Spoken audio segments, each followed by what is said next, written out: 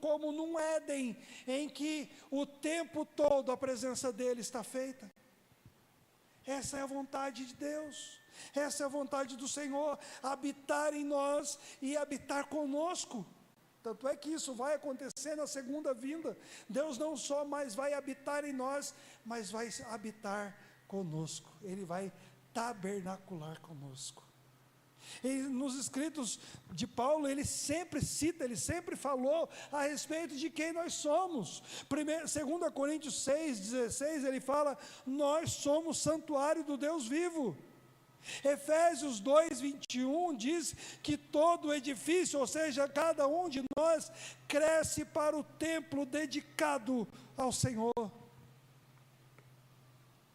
Aqui então ele repreende os coríntios por causa deles estarem negligenciando, ou então talvez vivendo uma vida preguiçosa de busca espiritual. O verbo saber aqui, né, no original, meus irmãos, significa o conhecimento natural que os crentes deviam ter. Não é um conhecimento que nós iremos buscar, é um conhecimento natural. É algo como às vezes a gente pergunta, né? Como que você aprendeu tal coisa? Eu nasci assim. Como que você aprendeu a enxergar? De repente você acorda, nossa, eu enxergo. Algum momento na vida você parou, nossa, agora que eu percebi que eu enxergo. Ou era algo natural, que você sempre soube disso, né? A não ser um cego que nem o cego lá que foi julgado e fala: uma coisa eu sei, eu era cego, agora eu vejo. Mas no nosso caso não, a gente a vida toda, né? Todo mundo, eu nunca parei para perguntar, será que nossa, eu enxergo. Não, é natural. É mais ou menos isso que Paulo está falando. Olha, vocês sabem o que devem fazer e não estão fazendo. Eles sabem que são o templo de Deus. Nós sabemos e devemos estar sempre cientes disso, meus irmãos. Mas, no entanto, Paulo, né, apesar de Paulo não revelar como eles adquiriram conhecimento, que nem nós não sabemos como nós descobrimos como enxergar, mas ele simplesmente afirma que todo crente deve saber e trabalhar essa verdade, de que nós somos templo de Deus. E ele continua, ele faz a pergunta, né? Vocês não sabem? E o versículo 16, ainda fala que vocês são templo ou são santuário de Deus.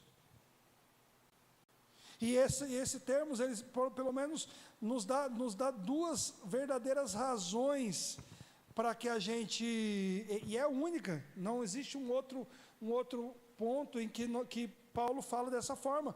Primeira coisa que ele fala, ele usa a expressão no original, templo, não templos, ele fala no singular.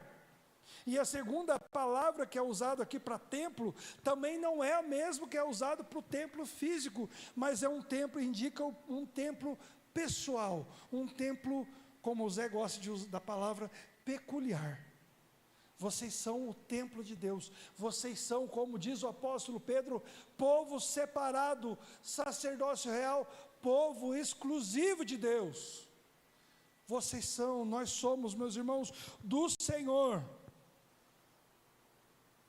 Nas epístolas, geralmente Paulo usa, a grande maioria usa essa palavra, né, no grego, que é naos, para templo, mas geralmente ele usa, né, às vezes no plural, mas aqui ele deixa bem claro: olha, vocês devem se lembrar que Deus habita dentro individualmente de cada um de vocês.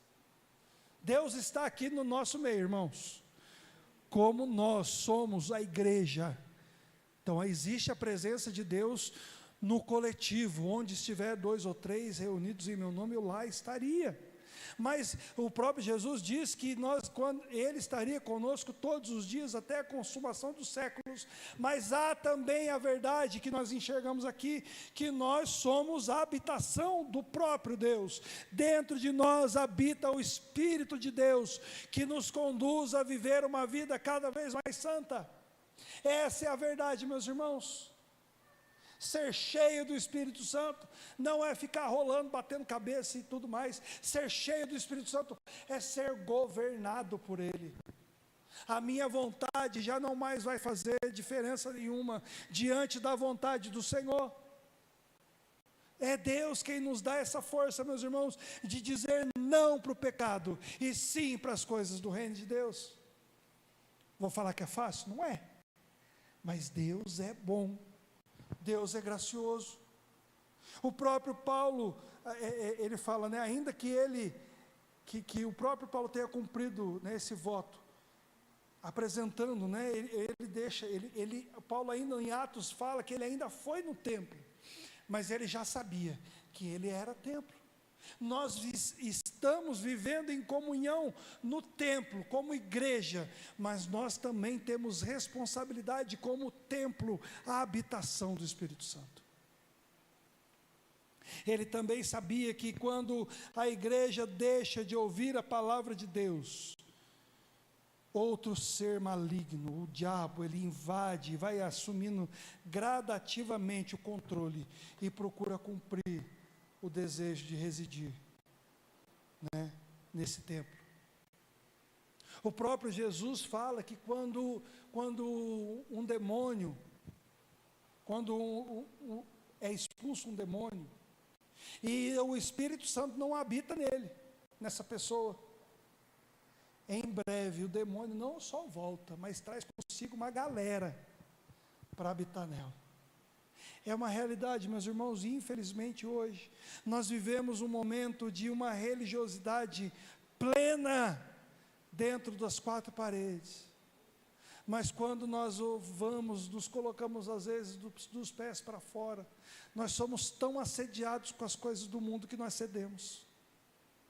Jovens, adolescentes, que provavelmente, eu creio que daqui ninguém que faltou hoje esteja pulando carnaval, mas eu tenho certeza, meus irmãos, que muitos crentes de muitas igrejas, que supostamente são crentes, para mim não é crente, para mim isso não é coisa de crente, que supostamente se dizem crente, estão vivendo uma vida desgraçada, longe da presença de Deus. Que Deus tenha misericórdia dessas pessoas, meus irmãos.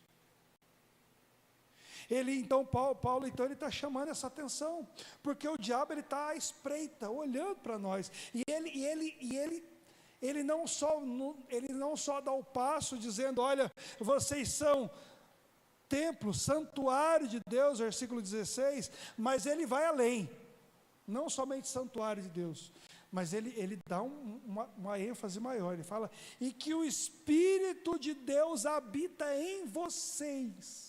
Ele vai muito mais profundo nessa verdade. A igreja, meus irmãos, ela é santa, porque o Espírito de Deus que habita no coração da vida de cada um de nós é santo.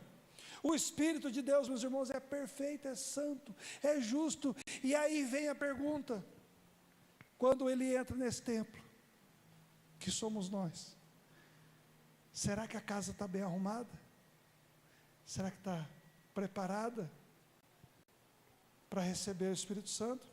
Em 1 Coríntios capítulo 6, versículo 19, Paulo afirma que o Espírito Santo vive no corpo físico dos crentes, mas agora ele diz aos coríntios que a presença do Espírito está dentro deles e que eles são um templo de Deus. Não é somente um líquido que invade o nosso ser, mas é o Deus Todo-Poderoso, disposto a nos governar e nos levar a triar em caminhos corretos.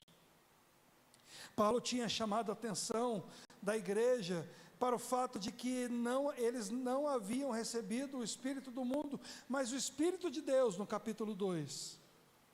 E ele ensina então que os cristãos, em Romanos 8, 9, ensina que os cristãos não são controlados pela natureza humana e pecaminosa, mas pelo Espírito de Deus que habita neles. E que o comportamento que estava havendo dentro da igreja lá de Corinto, que eram brigas, inveja, imoralidade, permissividade. Vocês lembram dessa história? Facção, o povo povo brigando, eu sou de Cristo, eu sou de Paulo, eu sou de Apolo, eu sou de Pedro. O povo querendo saber, com inveja de alguns irmãos que comiam ou não comiam